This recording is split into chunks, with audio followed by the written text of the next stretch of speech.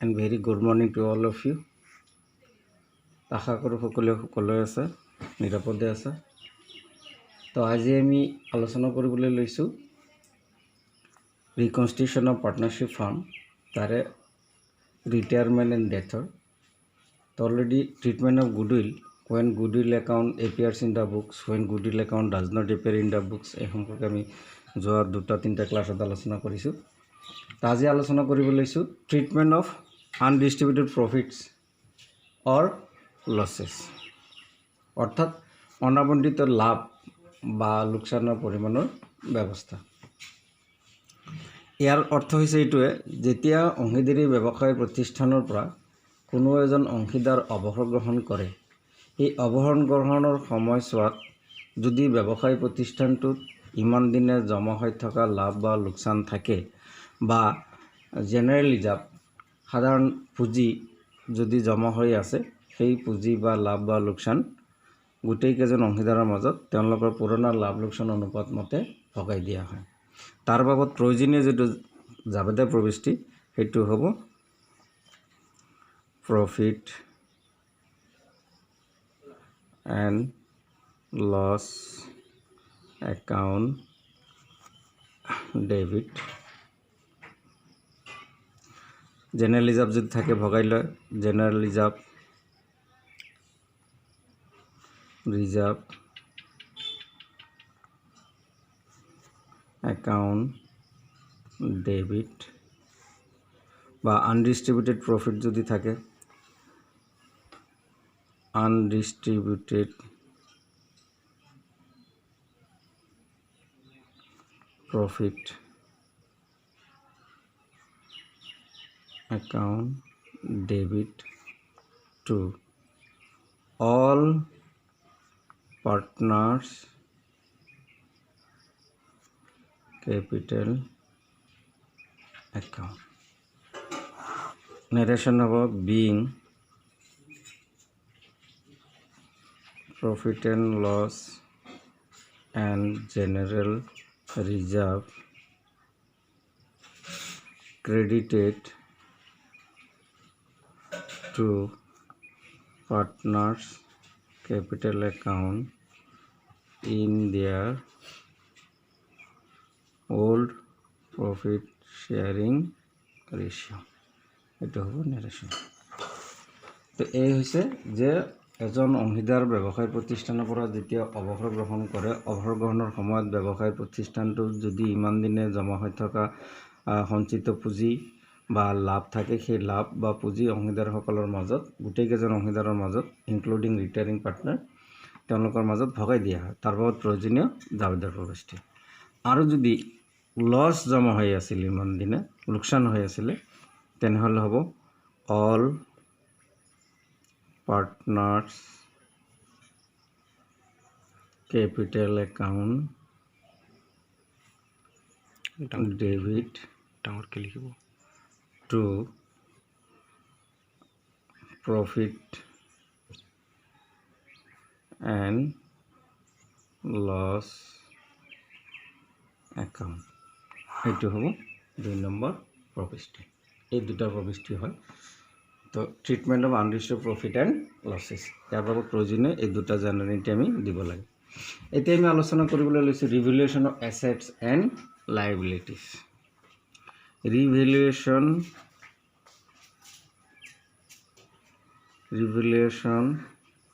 Of assets and লাইবিলিটিজ।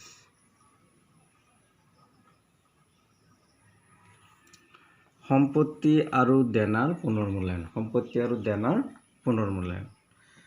At the time of retirement of a partner, all assets and liabilities are generally revaluated for the payment of the share of retiring partner. After revaluation of assets and liabilities, it may be profit or loss that should be distributed amongst the all partner according to their all profit sharing ratio. অৰ্থাৎ অংশীদাৰী ব্যৱসায়ৰ প্ৰতিষ্ঠানৰ পৰা যেতিয়া কোনো এজন অংশীদাৰ অৱসৰ গ্ৰহণ কৰে, সেই অৱসৰ গ্ৰহণৰ সময়ত সেই ব্যৱসায় প্ৰতিষ্ঠানৰ যিমান সম্পত্তি আৰু দেনা আছে সকলোবিলাকৰ পুনৰ্মূল্যায়ন কৰা হয়, অৰ্থাৎ বৰ্তমান মূল্যলৈ পৰিৱৰ্তিত কৰা হয়। আৰু সেই বৰ্তমান মূল্যলৈ পৰিৱৰ্তিত কৰিবলৈ যাওঁতে লাভো হ'ব পাৰে, লোকচানো হ'ব পাৰে। লাভ হওক বা লোকচান হওক, এই লাভ বা লোকচান সকলোবিলাক অংশীদাৰৰ ভিতৰত তেওঁলোকৰ পুৰণা লাভ লোকচানৰ অনুপাত মতে ভগাই দিয়া হয়। এতিয়া এই সম্পত্তি আৰু দেনাৰ পুনৰ্মূল্যায়ন আমি যিকোনো দুটা পদ্ধতিৰ সহায়ত আলোচনা কৰিব পাৰোঁ বা মূল্যায়ন কৰিব পাৰোঁ। তাৰে প্ৰথম পদ্ধতিটো হৈছে 1 নম্বৰ যে when revised values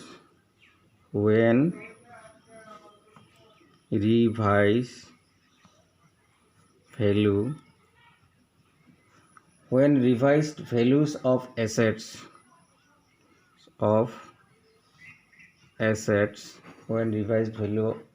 assets and liabilities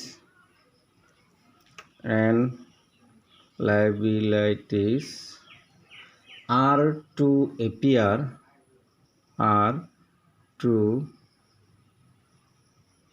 appear in the new balance sheet.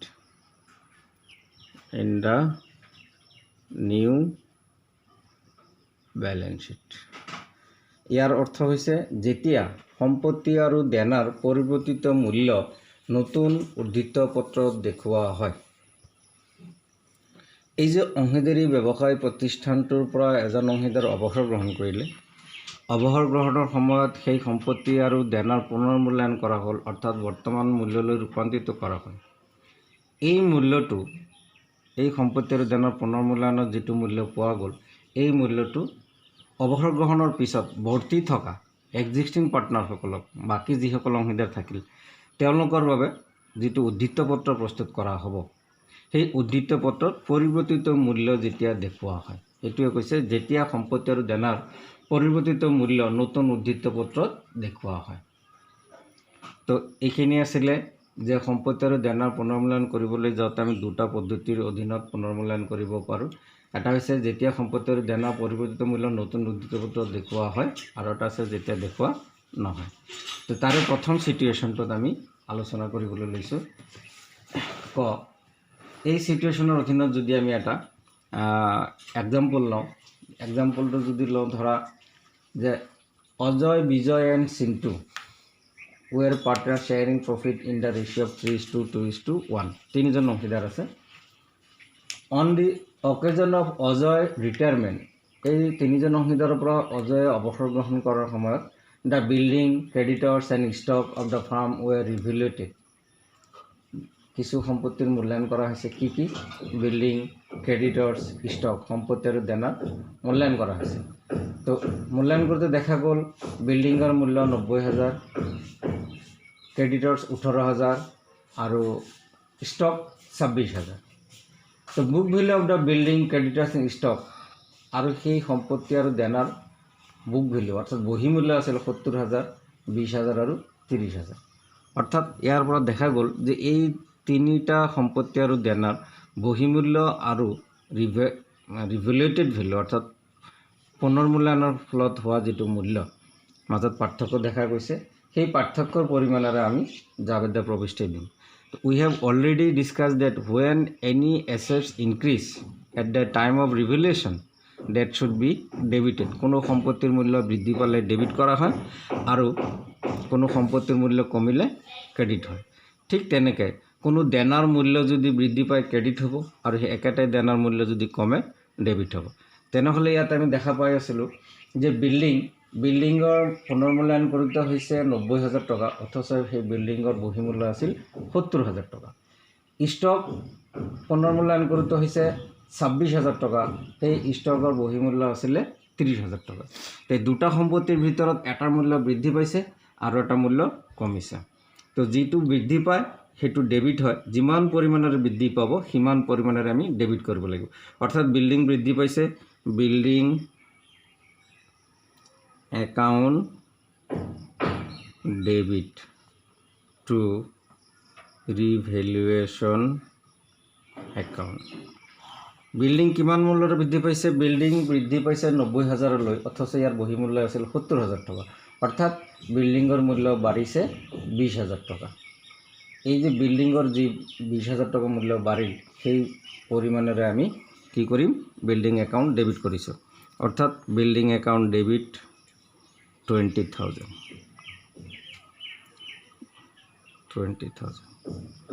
কেনেকৈ 20,000 হ'ল তোমালোকে চাইছা যে বিল্ডিং ৰিভেলুৱেশ্যন কৰাৰ ফলত ইয়াৰ মূল্য হৈছে 90,000 এই একেটা বিল্ডিং যেতিয়া ৰিভেলু বহি মূল্য আছিলে এইটো হৈছে ৰিভেলুৱেটেড ভেলু পুনৰ্মূল্যায়ন আৰু এইটো আছিলে বুক ভেলু আছিলে 70,000 টকা অৰ্থাৎ বহি মূল্যতকৈ বৰ্তমান মূল্য সম্পত্তিটোৰ বেছি হৈছে 20,000 এইখিনি সম্পত্তিৰ পৰিমাণ বৃদ্ধি পাইছে যিখিনি পৰিমাণৰ বৃদ্ধি পায় সেইখিনি পৰিমাণৰে ডেবিট কৰিব লাগে নেৰেশ্যন হ'ব বিং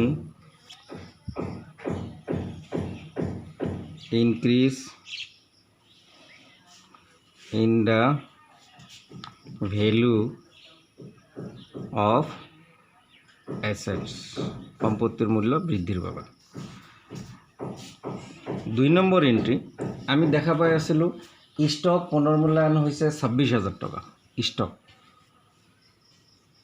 ৰিভেলুৱেটেড ভেলু হৈছে 26,000 টকা আৰু ইয়াৰ book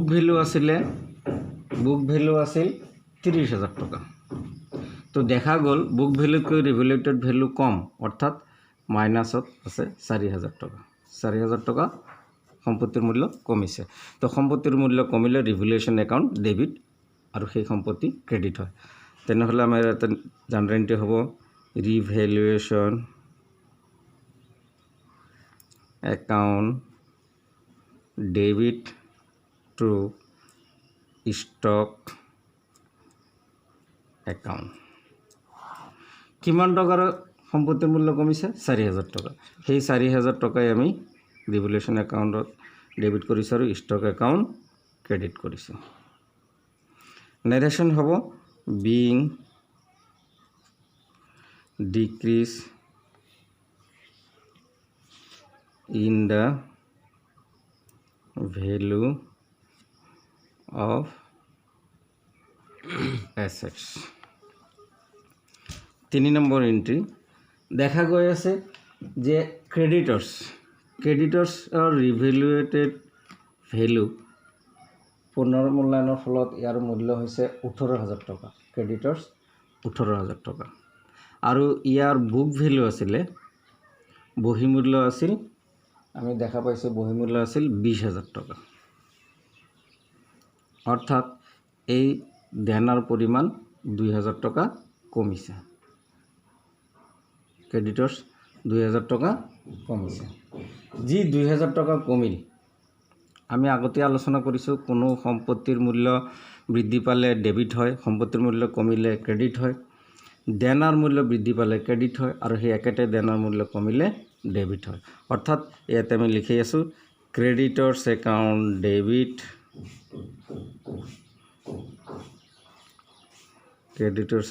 debit to revaluation account কিমান টকাৰ মূল্য কমিছে 2,000 টকা 2,000 টকাৰ দেনা কমিছে নেৰেশ্যন হ'ব being decrease in the value of liability দেনাৰ মূল্য কম হ'ব এতিয়া ইয়াৰ পৰা আমি যদি ৰিভেলুৱেশ্যন একাউণ্ট বনাওঁ তেনেহ'লে লাভ হৈছে নে লোকচান হৈছে আমি ক'ব পাৰিম বা ৰিভেলুৱেশ্যন একাউণ্ট নবনোৱাকৈ আমি ইয়াৰ পৰা লাভ না লোকচান হৈছে গম পাম তো কেনেকৈ লাভ বা লোকচান হৈছে চোৱা বিল্ডিঙৰ মূল্য বৃদ্ধি পাইছে 20,000 টকা বিল্ডিঙৰ মূল্য বাঢ়িছে 20,000 দেনাৰ মূল্য কমিছে 2,000 টকা তেনেহ'লে হ'ল 22,000 টকা আৰু ষ্টকৰ মূল্য কমিছে 4,000 টকা দেখা গ'ল 18,000 টকা লাভ হৈছে সেই 18,000 টকাৰ লাভ আমি যদি ৰিভেলুৱেশ্যন একাউণ্ট বনাওঁ আমি ৰিভেলুৱেশ্যন একাউণ্ট প্ৰস্তুত কৰি দেখাব পাৰোঁ যে লাভ হৈছে নে লোকচান হৈছে মই ৱৰ্কিং নোট দি দেখাইলোঁ এতিয়া মই ৰিভেলুৱেশ্যন একাউণ্ট প্ৰস্তুত কৰি তোমালোকক দেখাই আছোঁ এইটো ধৰা ৰিভেলুৱেশ্যন account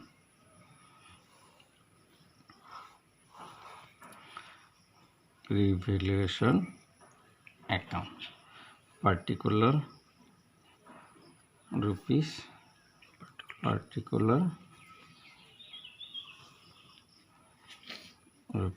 credit side debit side তো ইতিমধ্যে আমি জার্নাল এন্ট্রি পৰা এইটো একাউণ্ট প্ৰস্তুত কৰিব পাৰোঁ চোৱা building account debit to revaluation account তাৰ মানে ইফালে হ'ব বাই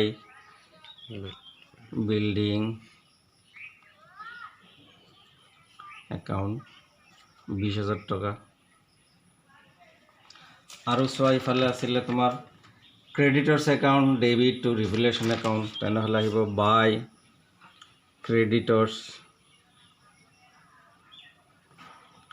ক্ৰেডিটৰ্ছ আছিল 2,000 টকা তো সম্পত্তিৰ মূল্য বৃদ্ধি পালে আৰু দেনাৰ মূল্য কমিলে ৰিভেলেশ্যন একাউণ্টৰ ক্ৰেডিট সাইডত আহে এই হ'ল 22,000 টকা এতিয়া ইফালে জাৰ্নাল এন্ট্ৰি চোৱা যে revaluation account debit to stock account অৰ্থাৎ revaluation account debit to stock debit সাইডত আহিব টু ষ্টকৰ মূল্য আমাৰ কমিছিলে 4,000 টকা ষ্টক হৈছে 4,000 টকা 4,000 টকা এতিয়া চোৱা তোমালোকে ডিফাৰেন্স হৈ আছে 18,000 টকা এইটো ৰিভেলেশ্যন কৰোঁতে হোৱা লাভ আৰু ৰিভেলেশ্যন কৰোঁতে যেটো লাভ হয় তেতিয়া জানিতে হয় revaluation account debit to partners capital account তো পাৰ্টনাৰ ইয়াতে আছিলে তিনিজন অজয় বিজয় আৰু চিন্তু তেনেহ'লে অজয়ৰ অংশ পাব বিজয়ে পাব সেই লাভৰ অংশ আৰু চিন্তুৱে পাব তো তেওঁলোকৰ ৰেচিঅ' আছিলে 3:2:1 অৰ্থাৎ এই 18,000 টকাৰ লাভৰ এজনে পাব 3/6 অৰ্থাৎ 9,000 টকা আৰু এজনে পাব সেই 18,000ৰ 2/6 অৰ্থাৎ 6 18 তিনিবাৰ 2 3 6,000 টকা আৰু এজনে পাব 18,000ৰ 6 ভাগৰ 1 অংশ অৰ্থাৎ 3,000 টকা দেখা গ'ল এইখিনি যোগ কৰিলে আমাৰ 18,000 এই হৈছে ৰিভেলেশ্যন একাউণ্ট তো আজি ৰিভেলেশ্যন একাউণ্টৰ যিখিনি আলোচনা কৰিলোঁ ট্ৰিটমেণ্ট অফ আনডিষ্ট্ৰিবিউটেড প্ৰফিট আৰু যিখিনি জাৰ্নাল এন্ট্ৰি বা এটা ইলাষ্ট্ৰেশ্যন আলোচনা কৰিলোঁ তোমালোকে ঘৰত ভালকৈ চাবা লগতে শ্ৰেণীদান হওক বিবিধান হওক ইয়াৰ লগত ৰিলেটেড ধৰা ইলাষ্ট্ৰেশ্যনবিলাক আছে তোমালোকে ভালকৈ ঘৰত চাব পৰৱৰ্তী ক্লাছত আমি আকৌ ইয়াৰ ওপৰত আৰু 2-3টা ইলাষ্ট্ৰেশ্যন আলোচনা কৰিম আজি এইখিনিতে সমাপ্ত কৰিছোঁ ধন্যবাদ